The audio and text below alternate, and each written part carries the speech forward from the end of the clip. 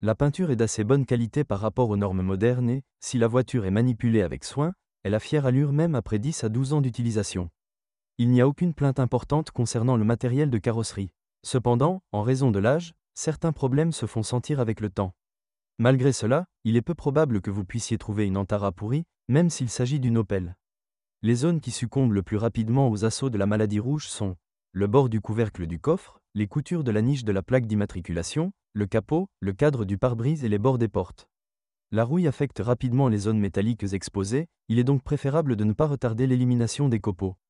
Sur les véhicules plus anciens, la corrosion peut être constatée au niveau des poignées de porte, aux endroits de fixation des supports, des rétroviseurs extérieurs et sous les garnitures d'arches en plastique.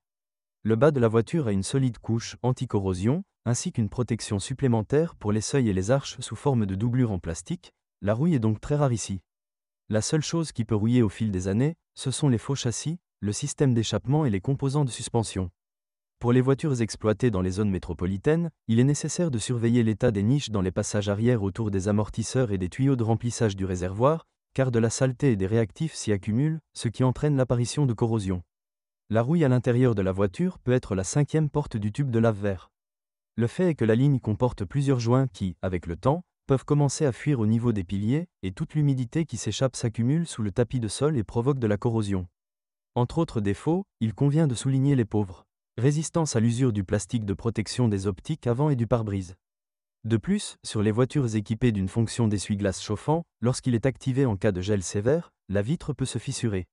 Le plastique à partir duquel sont fabriqués les pare-chocs est également assez fragile, il se fissure même sous un léger impact, surtout en hiver. La situation n'est pas meilleure avec la fiabilité des clips en plastique pour la fixation des patins de protection. Il convient de noter que la présence même d'un petit jeu dans le kit carrosserie en plastique entraîne des dommages à la peinture et l'apparition de corrosion. Il existe également des plaintes concernant la fiabilité des lave-phares, qui tolèrent péniblement le gel, et leurs couvercles sont pris en compte. Consommables, perdus. Les propriétaires d'Opel Antara se plaignent souvent de la mauvaise qualité du joint du couvercle du coffre. Lorsqu'il s'affaisse, la serrure commence à cogner sur les guides. De plus, la présence de bruits parasites provenant de la 5e porte peut être causée par l'affaissement des charnières. Pour éliminer le problème, un réglage du support suffit généralement. Dans de rares cas, une modification des guides latéraux, non réglables, est nécessaire. En cas de forte gelée, les serrures des portes peuvent mal fonctionner. Parmi les inconvénients généraux des unités, on peut souligner le manque de fiabilité du bouchon du vase d'expansion. La durée de vie est de 2 à 3 ans. L'embrayage à roue libre du générateur et la poulie de Villebrequin sont également considérés comme problématiques. Dans les voitures âgées de 8 à 10 ans, l'efficacité de la vanne de chauffage diminue, elle fuit lorsque la pression dans le système augmente. Le moteur 2.4 Z24XE remonte aux lointaines années 80 et est bien connu du modèle Ascona. Ce moteur est assez fiable et donne rarement de mauvaises surprises, mais il est faible pour cette voiture. Les domaines problématiques incluent un système de ventilation faible et un couvercle de distribution en plastique, fuite même après une légère augmentation de la température. L'entraînement de distribution utilise une courroie qui doit être changée tous les 60 000 km. En même temps que la courroie, il est recommandé de changer la pompe, elle dure 70 à 90 000 km, car si elle se bloque, les conséquences peuvent être tristes, la courroie de distribution casse sur les voitures plus anciennes, le collecteur d'échappement peut ajouter des maux de tête. Le fait est qu'il n'a pas un design très réussi, c'est pourquoi il s'encrasse avec le temps. Et comme il n'y a pas de fixation compensant la température, cela peut entraîner des fissures dans le boîtier. Un autre inconvénient du moteur est la courte durée de vie du joint d'huile de Villebrequin arrière. Sur la plupart des exemplaires, elle ne dure pas plus de 70 000 km. La durée de vie du groupe de pistons est de 350 à 500 000 km.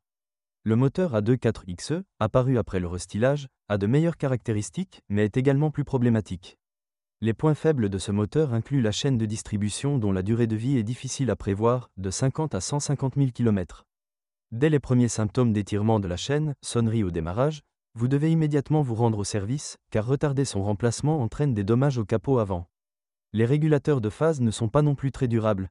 S'ils fonctionnent mal, le moteur fonctionnera de manière instable. De nombreux propriétaires d'Opel Antara constatent un appétit accru pour l'huile, mais les concessionnaires n'y voient pas un problème, attribuant la consommation d'huile aux caractéristiques du moteur. Lors des travaux de réparation, veillez à utiliser une clé dynamométrique, car le métal ici est mou et les filetages se cassent même si le couple de serrage est légèrement dépassé. Le moteur 3.2 Z32SE est considéré comme le plus problématique de la gamme. Le principal inconvénient de ce groupe motopropulseur est la courte durée de vie de l'entraînement de synchronisation. La réparation du variateur coûte cher et peut être nécessaire après 50 000 km. Il y a 3 chaînes, de nombreux amortisseurs et tendeurs, le remplacement coûte entre 600 et 800 $. La présence de la maladie sera indiquée par l'apparition d'un grondement au démarrage d'un moteur froid, une détérioration de la dynamique, ainsi que l'indicateur « check » sur le rangement. Pour garantir que les chaînes durent le plus longtemps possible, les techniciens de service recommandent de changer l'huile moteur au moins une fois tous les 10 000 km. De plus, ce moteur a très peur de surchauffer. Même un léger écart par rapport à la norme peut faire coller les anneaux. Pour éviter d'éventuels problèmes, il est nécessaire de contrôler régulièrement la propreté des radiateurs. Les propriétaires se plaignent souvent de la courte durée de vie des joints d'huile, des joints et des dysfonctionnements réguliers de l'ECU. Après 150 000 km, il faut être prêt à remplacer le catalyseur, les segments de piston, la pompe d'injection et les injecteurs de carburant. Le moteur à combustion interne de 3 litres, A30XH-A30HF, installé après restylage, comme le moteur haut de gamme, n'est pas sans problème avec la courroie de distribution, la pompe d'injection, les fuites d'huile et le système de refroidissement. Le système d'injection directe ajoute également des maux de tête, ainsi que la tendance des valves à former des dépôts de carbone. Parmi les défauts opérationnels de ces moteurs, il convient de noter leur consommation élevée de carburant, environ 20 litres au 100 km en mode urbain. Vous pouvez également souligner le coût élevé de l'entretien et des réparations. La ressource du groupe de pistons du moteur à combustion interne est d'environ 400 000 km. 2 moteurs de la série Z ont également été fournis pour l'Opel Antara, Z20S, alias Z20DMH, et Z22D1.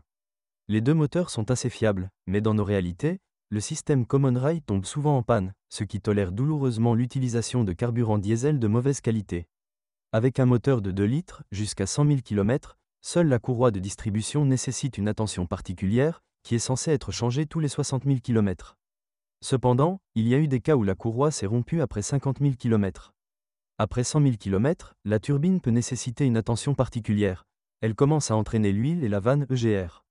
En même temps que la courroie, il est recommandé de changer la pompe. Elle dure 70 à 90 000 km, car si elle se bloque, les conséquences peuvent être tristes. La courroie de distribution casse sur les voitures plus anciennes, le collecteur d'échappement peut ajouter des maux de tête. Le fait est qu'il n'a pas un design très réussi, c'est pourquoi il s'encrasse avec le temps. Et comme il n'y a pas de fixation compensant la température, cela peut entraîner des fissures dans le boîtier. Un autre inconvénient du moteur est la courte durée de vie du joint d'huile de vilebrequin arrière. Sur la plupart des exemplaires, elle ne dure pas plus de 70 000 km. La durée de vie du groupe de pistons est de 350 à 500 000 km. Le moteur A24XE, apparu après le restylage, a de meilleures caractéristiques, mais est également plus problématique. Les points faibles de ce moteur incluent la chaîne de distribution dont la durée de vie est difficile à prévoir, de 50 à 150 000 km. Dès les premiers symptômes d'étirement de la chaîne, sonnerie au démarrage, vous devez immédiatement vous rendre au service, car retarder son remplacement entraîne des dommages au capot avant. Les régulateurs de phase ne sont pas non plus très durables. S'ils fonctionnent mal, le moteur fonctionnera de manière instable. De nombreux propriétaires d'Opel Antara constatent un appétit accru pour l'huile, mais les concessionnaires n'y voient pas un problème, attribuant la consommation d'huile aux caractéristiques du moteur. Lors des travaux de réparation, veillez à utiliser une clé dynamométrique, car le métal ici est mou et les filetages se cassent même si le couple de serrage est légèrement dépassé. Le moteur 3.2, Z32SE, est considéré comme le plus problématique de la gamme. Le principal inconvénient de ce groupe motopropulseur est la courte durée de vie de l'entraînement de synchronisation. La réparation du variateur coûte cher et peut être nécessaire après 50 000 km. Il y a 3 chaînes, de nombreux amortisseurs et tendeurs, le remplacement coûte entre 600 et 800 $. La présence de la maladie sera indiquée par l'apparition d'un grondement au démarrage d'un moteur froid, une détérioration de la dynamique, ainsi que l'indicateur « check » sur le rangement. Pour garantir que les chaînes durent le plus longtemps possible, les techniciens de service recommandent de changer l'huile moteur au moins une fois tous les 10 000 km. De plus, ce moteur a très peur de surchauffer. Même un léger écart par rapport à la norme peut faire coller les anneaux. Pour éviter d'éventuels problèmes, il est nécessaire de contrôler régulièrement la propreté des radiateurs. Les propriétaires se plaignent souvent de la courte durée de vie des joints d'huile, des joints et des dysfonctionnements réguliers de l'ECU. Après 150 000 km, il faut être prêt à remplacer le catalyseur, les segments de piston, la pompe d'injection et les injecteurs de carburant. Le moteur à combustion interne de 3 litres, A30XH-A30HF, installé après restylage, comme le moteur haut de gamme, n'est pas sans problème avec la courroie de distribution, la pompe d'injection, les fuites d'huile et le système de refroidissement. Le système d'injection directe ajoute également des maux de tête, ainsi que la tendance des valves à former des dépôts de carbone. Parmi les défauts opérationnels de ces moteurs, il convient de noter leur consommation élevée de carburant, environ 20 litres au 100 km en mode urbain. Vous pouvez également souligner le coût élevé de l'entretien et des réparations. La ressource du groupe de pistons du moteur à combustion interne est d'environ 400 000 km. Deux moteurs de la série Z ont également été fournis pour l'Opel Antara, Z20S, alias Z20DMH, et Z22D1. Les deux moteurs sont assez fiables, mais dans nos réalités, le système Common Rail tombe souvent en panne, ce qui tolère douloureusement l'utilisation de carburant diesel de mauvaise qualité. Avec un moteur de 2 litres, jusqu'à 100 000 km, seule la courroie de distribution nécessite une attention particulière, qui est censée être changée tous les 60 000 km. Cependant, il y a eu des cas où la courroie s'est rompue après 50 000 km. Après 100 000 km, la turbine peut nécessiter une attention particulière. Elle commence à entraîner l'huile et la vanne EGR. Dans les voitures ayant un kilométrage supérieur à 100 000 km, les joints de la boîte de vitesse de l'essieu arrière commencent à fuir. Avec l'arrivée du froid, la maladie s'aggrave généralement. Lorsque la voiture est utilisée de manière intensive en mode tout-terrain, le roulement extérieur de l'arbre de transmission tombe en panne prématurément. Une fois tous les 60 à 80 000 km, les traverses de l'arbre de transmission deviennent inutilisables. Le problème se manifeste par une augmentation des vibrations à des vitesses supérieures à 60 km/h. Si vous ne faites pas attention au reniflard de l'essieu arrière pendant une longue période, un nettoyage est nécessaire. Avec le temps, l'essieu commence à transpirer, faisant sortir les joints et les bagues d'étanchéité du couvercle. Ce modèle est équipé d'une suspension indépendante, avant, McPherson. Jambes de force arrière, conception multibras. La suspension est un peu dure, mais grâce à de tels réglages, le châssis permet à la voiture de prendre des virages en toute confiance, même à grande vitesse. Si nous parlons de la durée de vie de la suspension de l'Opel Antara, cela dépend directement des conditions de fonctionnement. Il est peu probable que les jambes de force stabilisatrices, même sous des charges modérées, durent plus de 40 000 km. Mais les bagues peuvent durer jusqu'à 80 000 km. Sur les voitures pré-restylées, les roulements de support sont considérés comme problématiques, ils durent 50 à 70 000 km sur les voitures restylées, jusqu'à 150 000 km. Lors de déplacements fréquents dans des flaques d'eau, au bout de 100 000 km, les roulements de roues devront peut-être également être remplacés. En règle générale, les amortisseurs avant durent entre 100 et 150 000 km, les amortisseurs arrière peuvent durer jusqu'à 200 000 km. Avec un fonctionnement en douceur, les blocs silencieux et les rotules seront satisfaits du kilométrage impressionnant 150 à 200 000 km. Les pièces de suspension arrière en utilisation urbaine durent jusqu'à 150 000 km. Mais avec des promenades fréquentes sur de mauvaises routes, et même à pleine charge, les consommables multibras devront être changés tous les 80 à 100 000 km. La direction utilise un mécanisme à crémaillère et pignon avec direction assistée. Cette unité est considérée comme problématique et peut se faire sentir par des bruits parasites. Cognement, après 50 000 km et plus près de 100 000 km, la crémaillère commence à fuir. Le remplacement du support n'est pas bon marché, l'original coûte 800 $, et aucun service ne peut garantir qu'il ne cognera pas après 30 000 km. De nombreux propriétaires, afin d'économiser de l'argent, restaurent la crémaillère en remplaçant les bagues en plastique, mais, dans la plupart des cas, ces réparations suffisent pour 20 000 à 40 000 km. La durée de vie des extrémités de direction n'est pas non plus encourageante, elle dure en moyenne 50 000 à 70 000 km. Plus près de 150 000 km, les traverses d'arbres de direction se font sentir, cognement en tournant le volant. La direction assistée est fiable, mais tolère péniblement l'utilisation de lubrifiants visqueux et un fonctionnement brutal. Parmi les points faibles de l'amplificateur, on ne peut que souligner la pose de la ligne haute pression. Avec le temps, elle fuit à la jonction des pièces métalliques et flexibles. Le système de freinage de l'Opel Antara est également fiable. La seule chose que l'on peut reprocher aux freins est la courte durée de vie des plaquettes de frein 30 à 40 000 km. Sur les véhicules plus anciens, il faut faire attention aux guides d'étrier, ils deviennent acides, et aux durites de frein, elles craquent. À première vue, l'intérieur de l'Opel Antara utilise de bons matériaux de finition, mais leur résistance à l'usure laisse beaucoup à désirer. Les signes d'usure les plus rapides apparaissent sur les poignées de porte en plastique, la poignée du frein de stationnement, pour les voitures d'avant restylage, et le levier de vitesse. Pour les versions à transmission manuelle, le cache de changement de vitesse se détache rapidement. Les revêtements de sièges en cuir et combinés ne sont pas résistants à l'usure. Non seulement ils s'usent rapidement, mais ils peuvent également se défaire au niveau des coutures. Parmi les points faibles de l'intérieur, il faut d'abord souligner le manque de fiabilité de la fixation des glissières du siège conducteur. Avec le temps, elle commence à jouer, après quoi elle se casse. Sur les voitures restylées, en raison de fixations de mauvaise qualité, le capot de protection du haut-parleur installé sur la face avant ne tient pas bien, tombe. Les propriétaires de voitures dès les premières années de production constatent la présence de grillons à l'intérieur.